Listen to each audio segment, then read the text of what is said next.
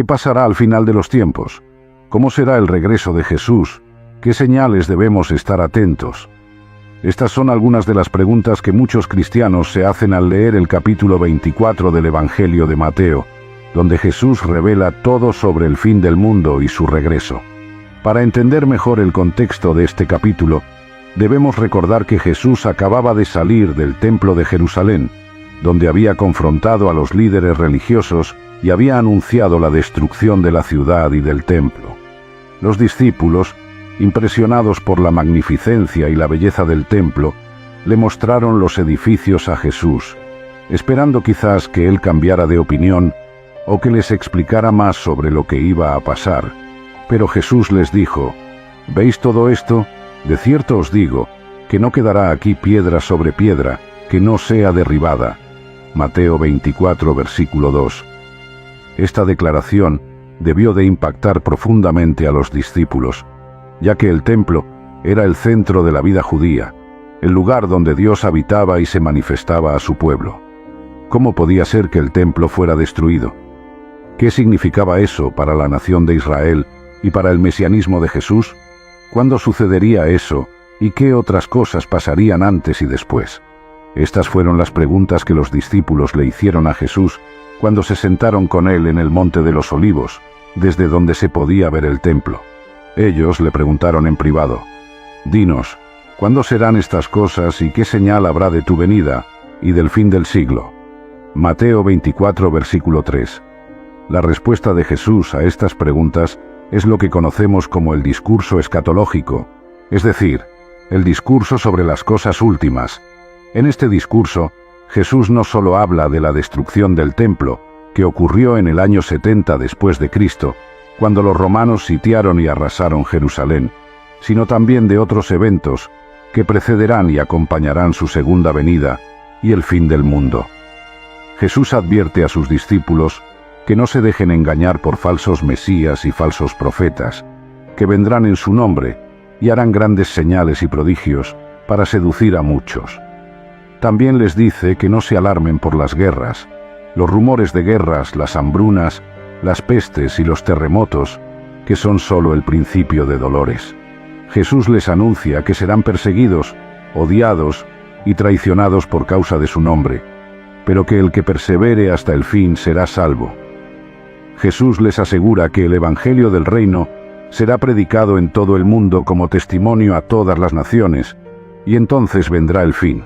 Jesús también les habla de la gran tribulación, un tiempo de angustia y aflicción, como nunca antes se ha visto ni se verá jamás, que será acortado por causa de los escogidos. Jesús les indica que la señal de que la tribulación ha comenzado será la abominación desoladora, de la que habló el profeta Daniel, que consiste en la profanación del lugar santo por una imagen o un ídolo que se opone a Dios. Jesús les aconseja que cuando vean esta señal, huyan a las montañas y no pierdan tiempo en recoger sus cosas. Jesús también les describe cómo será su venida, que será visible, repentina y gloriosa, como el relámpago que brilla de oriente a occidente. Jesús les dice que la señal de su venida será su aparición en el cielo, y que todos los pueblos de la tierra se lamentarán al ver al Hijo del Hombre venir sobre las nubes con poder y gran gloria. Jesús les asegura que enviará a sus ángeles con gran voz de trompeta y que reunirán a sus escogidos de los cuatro vientos, de un extremo al otro del cielo. Jesús también les da algunas parábolas e ilustraciones para enseñarles a estar vigilantes y preparados para su venida, ya que nadie sabe el día ni la hora. Jesús les compara con el tiempo de Noé, cuando la gente estaba despreocupada y no se dio cuenta del diluvio hasta que vino y se los llevó a todos.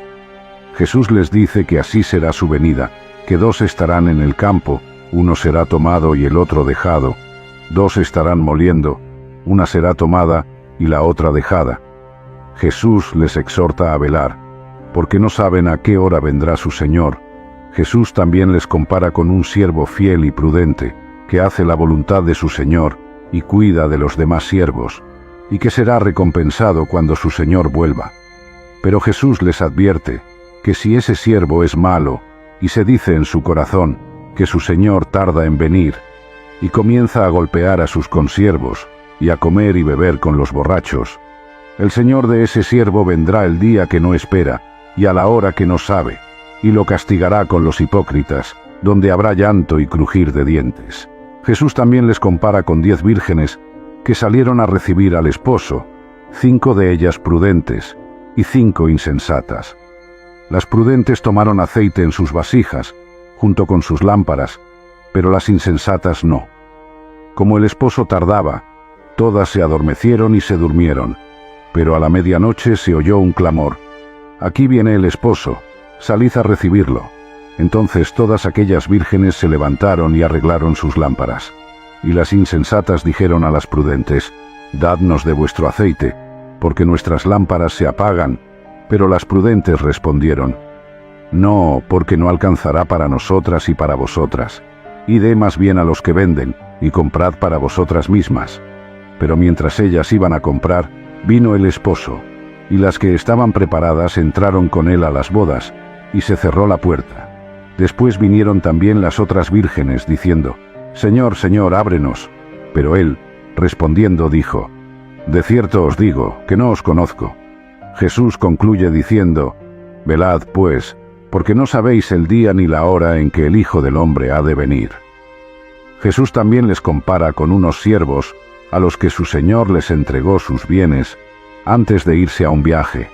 A uno le dio 5 talentos, a otro 2, y a otro 1, a cada uno conforme a su capacidad, y luego se fue lejos.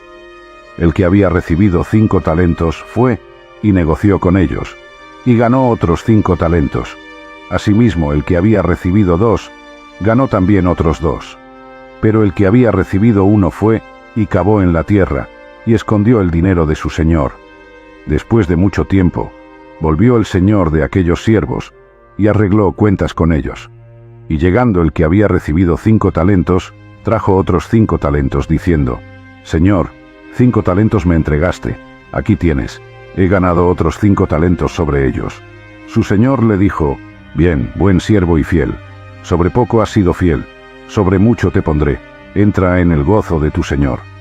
Llegando también el que había recibido 2 talentos, dijo: «Señor, 2 talentos me entregaste, aquí tienes, he ganado otros 2 talentos sobre ellos». Su señor le dijo: «Bien, buen siervo y fiel, sobre poco has sido fiel, sobre mucho te pondré, entra en el gozo de tu señor».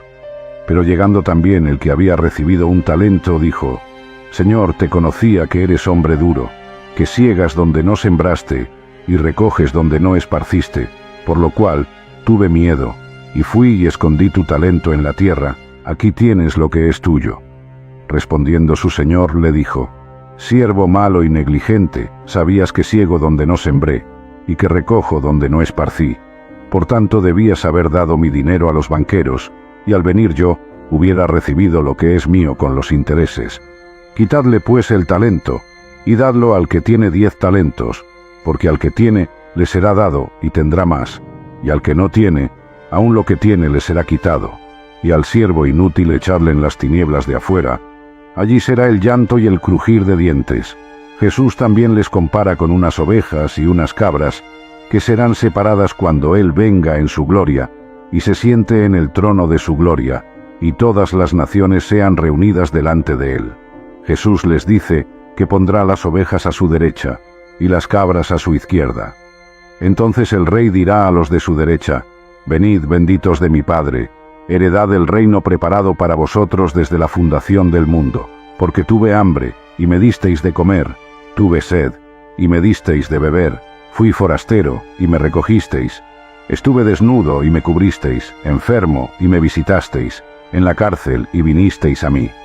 Entonces los justos le responderán diciendo: «Señor, ¿cuándo te vimos hambriento y te sustentamos, o sediento, y te dimos de beber? ¿Y cuándo te vimos forastero, y te recogimos, o desnudo, y te cubrimos? ¿O cuándo te vimos enfermo, o en la cárcel, y vinimos a ti?» Y respondiendo el rey les dirá: «De cierto os digo que en cuanto lo hicisteis a uno de estos mis hermanos más pequeños, a mí lo hicisteis». Entonces dirá también a los de la izquierda: «Apartaos de mí, malditos, al fuego eterno preparado para el diablo y sus ángeles, porque tuve hambre, y no me disteis de comer, tuve sed, y no me disteis de beber, fui forastero y no me recogisteis, estuve desnudo y no me cubristeis, enfermo y en la cárcel y no me visitasteis. Entonces ellos también le responderán diciendo: Señor, ¿cuándo te vimos hambriento, sediento, forastero, desnudo, enfermo o en la cárcel, y no te servimos? Entonces él les responderá diciendo: De cierto os digo que en cuanto no lo hicisteis a uno de estos más pequeños, tampoco a mí lo hicisteis. E irán estos al castigo eterno, y los justos a la vida eterna. Con estas palabras, Jesús termina su discurso escatológico, y les dice a sus discípulos que después de 2 días se celebraría la Pascua, y que él sería entregado para ser crucificado. Así, Jesús les revela todo sobre el fin del mundo y su regreso, y les prepara para su pasión, muerte y resurrección, que son el fundamento de nuestra esperanza y nuestra salvación.